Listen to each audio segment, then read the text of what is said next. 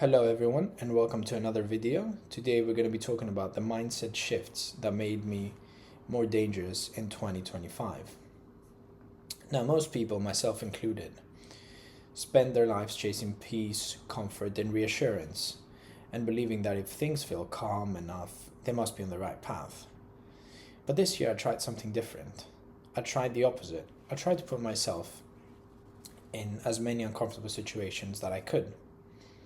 Now, this year didn't make me happier, louder, or more optimistic. It just made me far less willing to lie to myself about who I was, what I avoided, and how much of my potential was quietly negotiating away for the sake of feeling safe and for stability.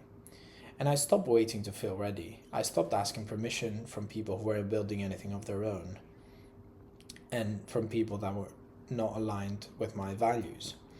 And I stopped confusing calmness with clarity. What changed wasn't my circumstances or my income or even my environment. What changed was my tolerance for weakness, especially my own. And this isn't advice. This is just my experience and an account of what happened when I stopped playing it safe and stopped protecting my comfort and started protecting the direction. So, how fear lost its authority. For most of my life, fear felt like a warning, something to respect, something to obey. But this year I thought something different. I thought that fear isn't a signal that something is wrong.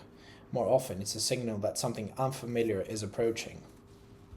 And the part of you that wants continuity is panicking at the thought of change. And the ego doesn't care about growth. It cares about survival, predictability, and not being exposed. Once I understood that, fear stopped feeling like an enemy and started functioning like information. It showed me exactly what I had been avoiding: responsibility, pressure, and the possibility of failure. I didn't eliminate my fear. I simply stopped letting it vote. I stopped letting it guide my decisions and my direction. Now, why stability is not the virtue you think it is? Now, stability is sold as wisdom, when in reality it often becomes a substitute for courage. There is nothing noble about the life that never tests itself, that never risks being wrong, and never places any real demand on the person living it. That kind of stability slowly hollows you out while convincing you that you're being sensible. Now, and most people don't fail dramatically. They slowly, gradually comply. They choose the predictability over the truth, and their routine over their responsibility, and reassurance over progress. Not because they're incapable, but because they've learned to tolerate uncertainty. They've never learned to tolerate uncertainty. So this year, I stopped asking whether something felt safe or socially acceptable, and started asking bigger questions, and much harder ones. Is this aligned with the person that I'm trying to become, or is it simply familiar? At work, I started to put myself in unfamiliar situations. And as a doctor, even though you don't know everything, the more you challenge yourself, the more you learn. At the gym, I started lifting more weights. And this year, I decided to start this channel. This is something that puts me completely out of my comfort zone, and this is something that I've never done before. So, why discipline became my philosophy? Now, discipline is often framed as productivity, efficiency, and grit, but that often misses the point. At the core, discipline is slightly philosophical. It's a daily declaration that the future matters more than the present, that reason outranks emotion, and that comfort is not the highest good. And most people are governed by their mood. And mood is not a reliable authority. It changes hourly, it makes excuses persuasive, and it rewards avoidance while pretending to be self-care. So this year, I stopped negotiating with myself and how I felt, and I started acting based on what I had already decided matter.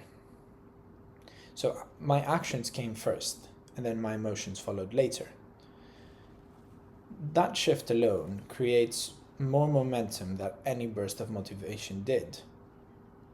What that means is that you must do things when you're bored, when you're tired, and when you don't want to, or else nothing less, and nothing will change. Now, another thing you must consider is that comfort is expensive. Now, comfort presents itself as relief, but it charges interest like any bank. It conditions you to require ease before effort, and certainty before movement, and validation before commitment. And over time, that conditioning weakens your ability to act under pressure, which is precisely when action matters the most. And as my standards rose, my life became narrower, quieter, and noticeably less convenient. Fewer distractions survived, fewer people fit. But in that constraint, something sharpened. Clarity increased, my energy stopped leaking, decisions became clearer. And power doesn't come from endless options, it comes from voluntary limitations. What you do in a specific matter, and you voluntarily limit yourself to a few decisions. Now, another important thing is about money. Now, money doesn't transform people. It reveals them and exposes them. The impatience becomes recklessness, insecurity turns into consumption, and discipline compounds into leverage.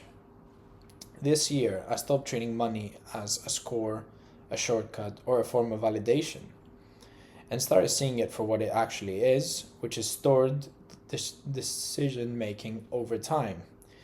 Your relationship with money is inseparable from your relationship with delay, boredom, and restraint. And most people want the outcome of wealth without adopting the psychology and mindset required to produce it. That contradiction is why progress feels impossible for so many, even when opportunity is elsewhere. Now, what that means is that you must try something and stick to it. And you must delay gratification, and you must restrain yourself as best as you can. Now, why these decisions shape your identity? Every decision that you make is an identity statement, whether you acknowledge it or not. Each choice answers a quiet question. Who is in control here? Is it my impulses? Is it fear? Or is it principle? And that's how I simplified how I decide. If a choice weakened my discipline, it was dismissed. If it wasn't aligning with my goals and it was postponing growth at the expense of progress, it was dismissed. And freedom isn't the ability to do anything you want. It's the ability to do and choose what aligns with your long-term direction. Every single thing that you do should be target-driven towards your future goals. So you must make the conscious decision of every single day in your life to do things that are going to propel your future and make you the man that you want to become. So my goal was never to be happy.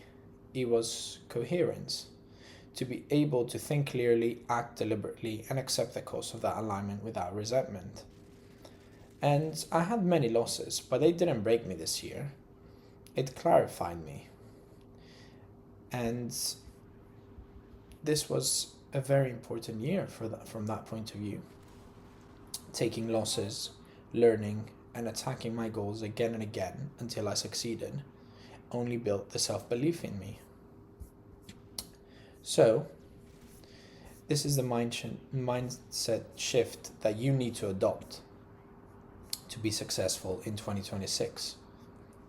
And this is what made the real progress for me this past year. So I hope you all enjoyed the video, and I'll see you in the next.